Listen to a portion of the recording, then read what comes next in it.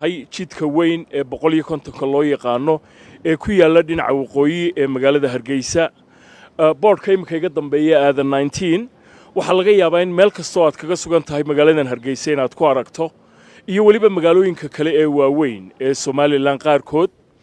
isla boardkan iyo magacan aadan 19 imika waxa uu gaaray magaalooyin kale oo waaweyn oo gobolkan Geeska Afrika ku yaala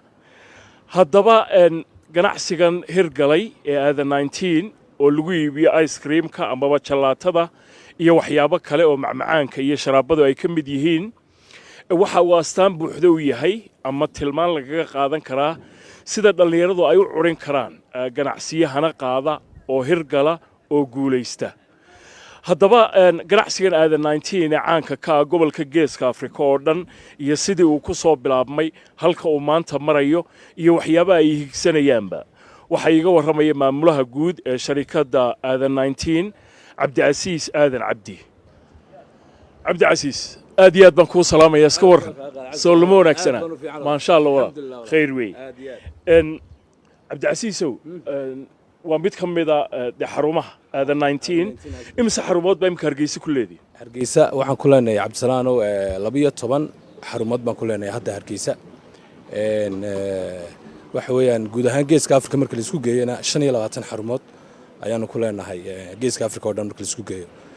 insha Allah waxaan filanaa insha Allah sanadada soo socda inaan gaari doono Afrika oo dhan aanan uga soo gudbi doono Yurub iyo meelo badan oo caalamka insha Allah ta'ala walaal Cabdiasiis oo laakiin aadan 19 marka la maqlo nin weyn oo odayo oo baa la filayaa nin dhalinyaro ah baa tahay magaca aadan 19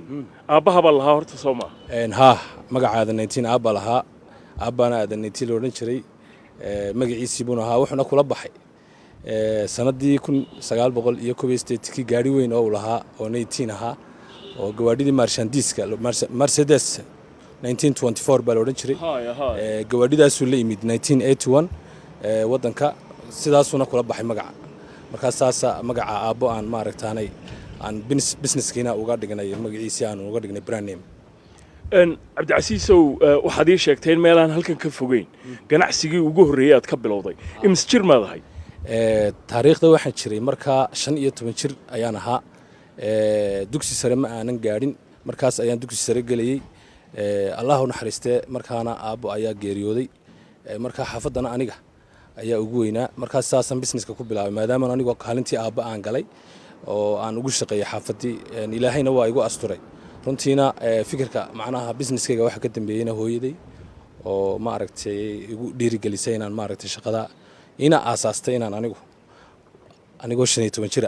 aan shaqo bilaabi karo oo xaafadii kaalintii aabo aan u buuxin karo waxaan u malaynayaa sidaad iiga sheekaysay inaanad markiiba ku bilaabin dee jalaatada ama ice creamka maxaad ku bilowday ganacsigii ugu horeeyay small business buu ahaa Cabdisalaano runtii deberiga lamana haweysanayn jalaato lamana aqoon wadankuna sidan ma aanu ahayn runtii businesska la bilaabaana small businessku wuxuu inta badan u badan jiroon in dee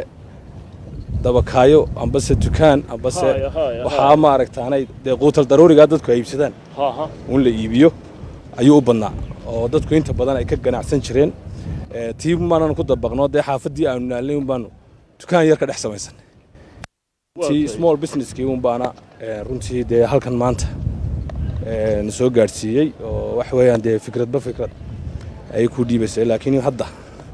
waxaad moodaa inaan shaqooyinkii kala dhan farax aan ka qaadnay oo hadda aan laynka kaliya ice creamka ama jalaatadaas aanu haysano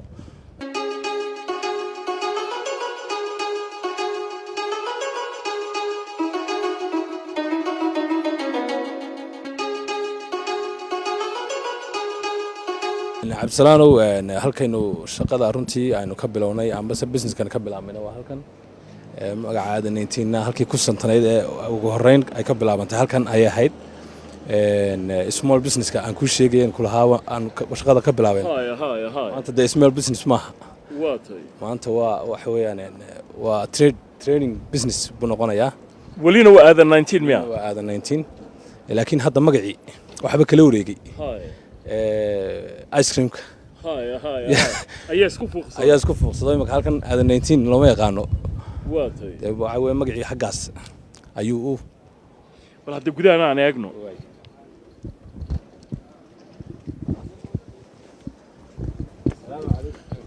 السلام عليكم iska warrama soo lama fiicna runtii sanadii 1999 ayay ahayd markii muddadii aan halkan ka bilownay muxuu ahaa small businesska de marka waxa weeyaan inagoo sawir ka hayna ayaa wanaagsanaan lahayd haya macnaha de afar daasadood waxa abayaalay oo aan ku bilownay shaqada dhulkuna sidan muhiim imika halkan aan taaganay mi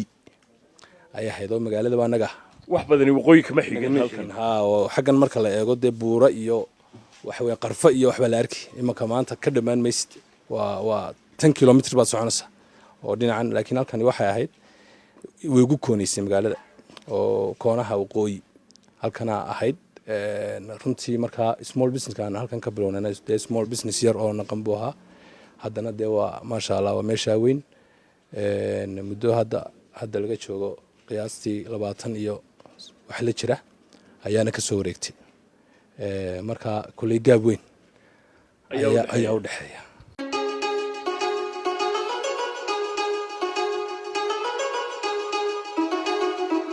cabdicasiis oo bakhaarkii waynu ka soo baxnay oo ahaa halkii aad ganacsiga ka bilowday laakiin dee supermarketku isagu magaciyaada 19 buu sitaa soo ma supermarketkan muddo hadda laga joogo 6 sano 7 sano ayaan isagana aanu asaasnay runtiina dadku hadda waxbad moodaa inay ka soo guurayaan nidaamkii maaragtay wholesale-ka oo retail ay guurayaan waana sababta nagu kaliftay runtii supermarketku waa imaka xagga dadku u badan yahay wax ka gataan sida hadday noqoto food staffka oo dadku wixii badnaa ay dhigan jireen inay ka soo gudbayaan baad moodaa oo soo gudbayaan inay wax yar ay qaataan oo wixii caalamka lagu cunayay standardkii caalamka sideedaba cabdicasiisow ganacsiyada horta ma iskabaan way iskabaan ganacsiyadu runtiina waxa weeyaan waxay isku yihiin waxa way iskabayaan marka bakhaarkan iyo supermarketkan way iskabaan bakhaarkuna waa wholesale supermarketkuna waa retail marka alaabtii halkan baa laga soo qaadaya halkan baa iyadoo tafaariiq lagu iibinaya waan keensanaa alaabta oo wax weey anaga soo waaridna haddana alaabtii aan soo waaridno ma supermarketka qofkuna markuu shoppingka ama dukaamaysiga ku daalo ice creamku haddana sii maraya ice creamku runtii anigu waxa weeyaan marka laga yimaado inaan ka ganacsado waxay ka mid tahay waxyaalaha aan aadka u jecelahay dadku waxay ugu yiraahdaan da'daada wad ka yartahay waxyaalahan ku yaraada waxa ka mid ah ice creamka aad baan u cunaa aad baan u isticmaalaa runtii waxaan ka dareemaa farxad iyo wax weeyaan iyo wax weey markaan ice creamka cuno happy baan noqdaa runtiina waxaan leeyahay dhalinyarta iyo dadka dhalinyarta cuslaatayba ice creamka badsada si ay da'diinu u yaraato yareynaya baan leeyahay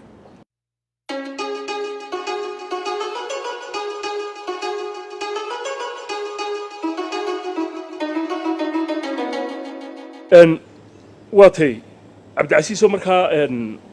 supermarketkana goormaad furtay supermarketkan cabdisalaan waxaan furnay 2017 ayaan aasaasnay supermarketkan oo aan waxa weeyaan asaaskiisii ugu horeeyay waxa gartay waxaad ii sheegtay in adigoo aad u daayar aad ganacsiga bilowday oo ilaa 15 jira reerkiinana aad ugu weynayd imika walaalaha baa kula shaqeeya miya hadda waxay la shaqeeyaa ninaan walaalnahay oo cabdirashiid leeraa halkan aad ugu salaamayo uuna joogaa runtiina qayb la xalle ayuu businesska qaatay laakiin markii aan bilaabay shaqada nin kale oo aan walaalnahay oo Allah u naxariistay dhintay Cabdixakiin la oran jiray bay la shaqeyn jiray shil gaari buu ku dhintay Allah u naxariisto baan leeyahay marka hadda waxay la shaqeeyaa marka ma la oran karaa ganacsigii weli qoyskii kama dhex bixin hadda maadaama walaal la shaqeeya waa run wali waa wax weeyaan waa business family wax weeyaan runtiina wax weeyaan oo waxyaalaha horumarka lagu gaarsiiyo businessyada in maaragtay ay jirto cid maaragtay maanta haddii adigu aad meeshii ka baxdo cid halkaa ka sii wadi karta marka qofku uu yaraan ganacsiga ku bilaabo cabdicasiis 15 jir waa da aad u yar maxay faa'iido leedahay ama khasaare leedahay runtii lamaba odhan karo khasaare leedahay faa'iiday leedahay oo experience qofku markuu yaraan waxaan ku soo bilaabo waxa weeyaan haba kacaa ku fee laakiin ugu dambeyn waa kii guulaysta waayo waxa yaraan lagu bilaabay iyo waxa weynaan lagu bilaabay kala duwan marka runtii waxa caawinaya qofku markuu yar yahay maskaxdiisa iyo waxa weeyaan iyo juhdigiisuba waxa weeyaan wax walo ay qabtaba way la jaan qaadi karayaan wuxuu helayaa وحيتها هذه هنتاقة تماده أما دي بدع يركضه وكسو كمان كرا وكسو كمان كرا experience ما دام دادي سينك أي كل سنة experience خبرتنا ويوتا هدو كفو خبرت بونا قنصة هدو دي إلهي ساكو ودنا وكفسي في عن مركها إن دنيرته وحن كل يرجع له إن عيني إسديبين وحويان ساعد ولا أي شوغان أي سمين كران هرمر كان يكوك بالعرم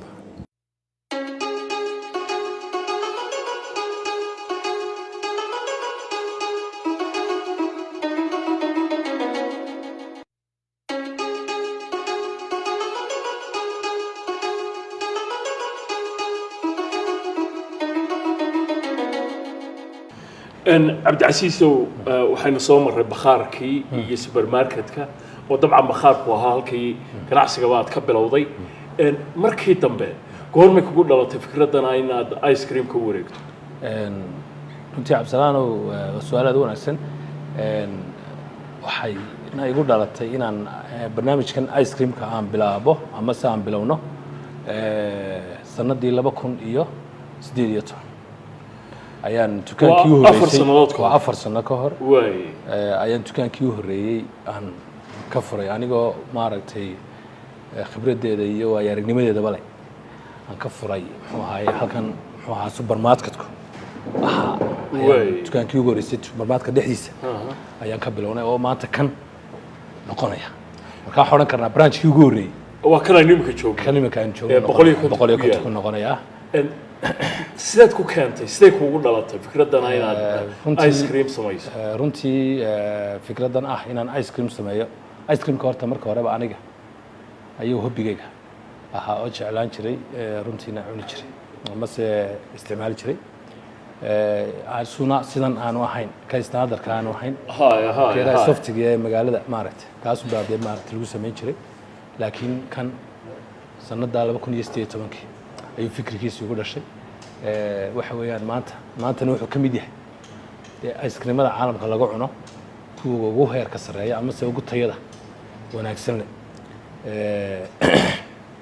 runtiina de waxaan juhdi iyo dadaal iyo aan la gelin muxuu ahaayeen karti ilaahayna aanu kula garab gelin ma inta badan ma socdaan in 4 sanadood ka hor markaad bilaabaysay ma islahayd 25 xarumood ayaa gobolka geeska Afrikaad ku yeelanaysa runtii dadaalkeedu maaragtay keenay laakiin ismaan lahayn macnaha 4 sano gudahood bay 25 branch ay geeska Afrika ka furmi doonaan laakiin se hamigeygu waa aha oo waa ku haminay ama se waan ku haminayo wax weeyaan waan ku haminay laakiin ismaan lahayn 25 xarumood ayuu muddada yar ku gaari runtiina wax walba waxa gaarsiiya maaragtay oo sababteeda yeesha waa Allah oo markuu ilaahayna dadaalkiina aad keento ilaahayna kugu garab galo markaas bay marka maaragtay ay si loogu doonayay ay wax u socdaan waxa aad iibinaysaana uu noqdo wax tayo leh oo meel kastood geyso laga jeclaanayo Abdi Casiis oo qofka dhalinyarada maanta ku taamayeen oo ganacsi bilaab nooc doonaha noqdo maxaad kula talinay waxaan kula talin lahaa maanta qofka dhalinyarada ee ganacsi bilaabaya inuu marka u horeysa uu wax weeyaan ilaahay uu tala saarto marka xigta uu waxan uu qabanayo ka ganacsanayo uu wax weeyaan uu ka ganacsanayo uu yeesho khibrad ama se uu wax weeyaan uu dadaal dheeraada uu geliyo markaas uu ka midho dhalin kara marka waxaan leeyahay dhalinyarta haniyad jabina waxa weeyaan runtiina wax kasto aad dadaalkeeda keentaan haddaydan ka niyad jabin waad ka madhalinaysaa markii aad ganacsiga bilaabaysay adigu maxaa kuugu adkaa tusaale markaan ganacsiga bilaabayay waxa igu adkaa waxa weeyaan dhalinyaro ah baan ahaa waqtigiisiina ku jira runtii ninku markuu dhalinyaro yahay wuxuu iska leeyahay waxa weeyaan inuu maaragtay dhalinyaro iska raaco kulley wax badanaya maaragtay baahidiisa dhalinyarnimo oo waxa weeyaan asxaabtiisiiba iyaguna dhinac socda oo waxa weeyaan dee asxaabtuna way badan yihiin ninba sibo saameyn kugu yeelanaya ninbaa bulwad kugu soo jiidaya ninbaa waxa weeyaan inaad meelaha iska fadhiisataan kugu soo jiidaya marka dhalinyarnimadu waxay leedahay shahwaad gooniya oo ah inuu ninku dhalinyartii uuna istaagi karinba marka way adag tahay ninka dhalinyariisu maaragtay uu base business amba ku sameeyo waxa weeyaan waxana waaqica maaragtay dhalinyarada uu markaa ku dhex jiro ayaa ku adkaynaysa inuu businessku runtii qofka dhalinyarada lugta ayuu ka xidhaa wuxuuna u diidaa inuu dhinacna u dhaqaaqo marka ninka dhalinyarada wax ku adkaatay inta badan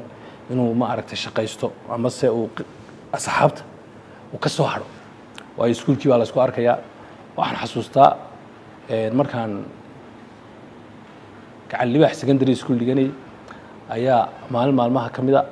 ayaa inta badan xiisadaha ayaan ka habsaami jiray oo waxa weeyaan markaa foorkeygii oo kale waxa weeyaan marka aan xiisadaha ka habsaamo nus saacaha iyo inta udhaxaysa iyo briga iyo inta udhaxaysa maaragtay ayaan ka soo gaarsiin jiray wixii alaabaan ay u baahnayd businesskayga u baahnaa kadib dib baan ka soo dhici jiray markaa macallimiinteeda ka mida maxamed raagi halkana ka salaamaya geographigu dhigi jiray ayaa wuxuu igu yidhi adigu maalin walba waad soo habsaamaysaa amba shandada yaree seetowgo oo uga jeeda amba businesskaaga ugo amba waxbarashada ugo markaasaan ku macallin waan isku wadaya marka runtii wuxuu markii maalintaas uu calaamadiyo yidhi waa ninkaasi si gooniya aynu ogaan hadduu soo habsaamo mar haddii uu business yaa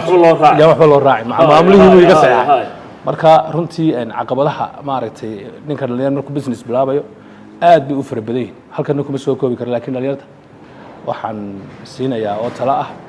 in waxa ninka dhalinyarada uu waddanka gudihiisa isagoo jooga dalkiisii hooyo uu fikrad ganacsi uu abuuri karo sida uu ku abuuri karayaana ay tahay inuu waqti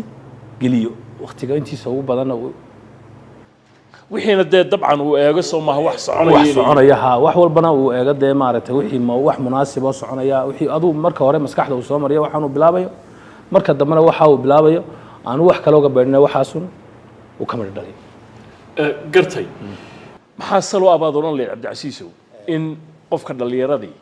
uu sameeyo ganacsi de kanoo kale oo hana qaado oo meelo fara badan gaadho oo xarumo fara badan yeesho oo macaamiil badan ay ku xidhmaan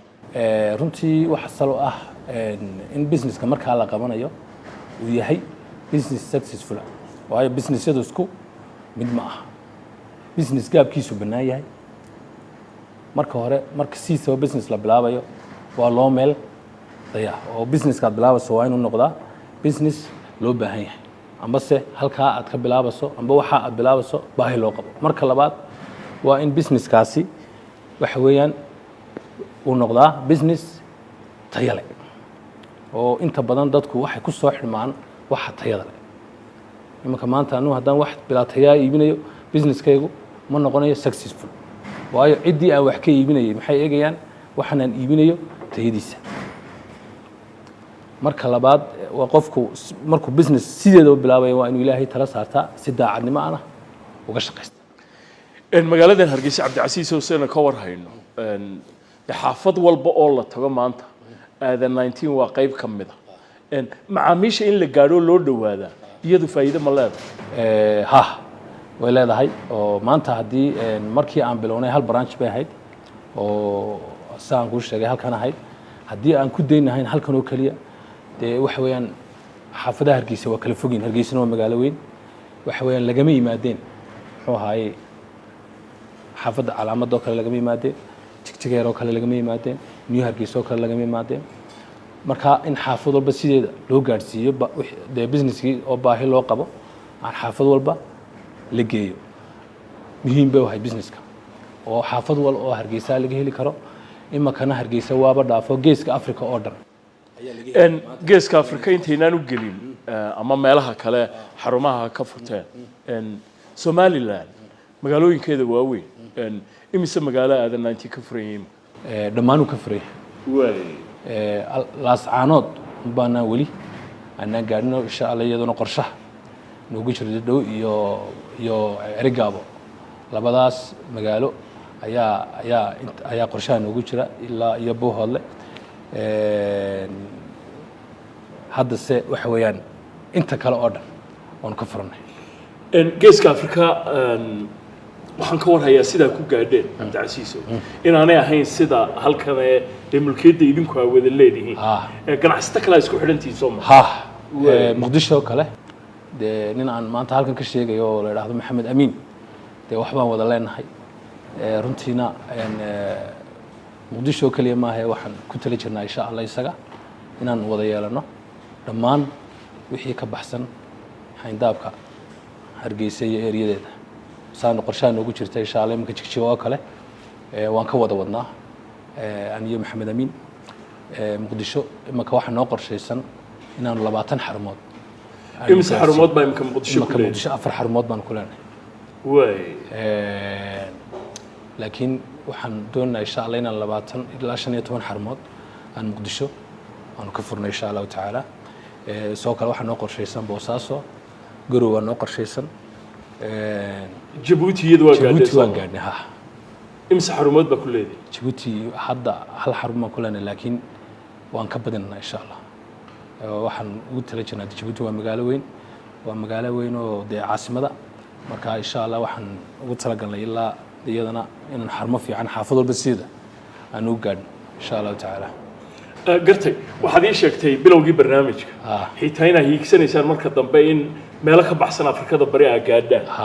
meelaha ka mid ah runtii maanta baraankayga waxa saacidaya waa Soomaali haddii maanta caalamka meel kasta aanu gaarsiino baraankayga aada 19 waxa cidda support u noqonaysa horta meel kasto caalamka maanta Soomaali ayaa joogta waana waxa weeyaan waxaan u hiigsanayna weeyaan Europe America iyo Asia inaan tagno waxa weeyaan cidana saacidaysa maaragtay nagu soo dhaweynaysaana waxay noqon doonaan dad Soomaaliya naga horeeya meel walba waanu gaarnaa insha Allah mustaqbalka dhow insha Allah Cabdicasiis aad iyo aad baad mahadsantahay aad mudan Cabdisalaan aad baad mahadsantahay booqashadaada waan kaaga mahad celinaa walaal adiga mudan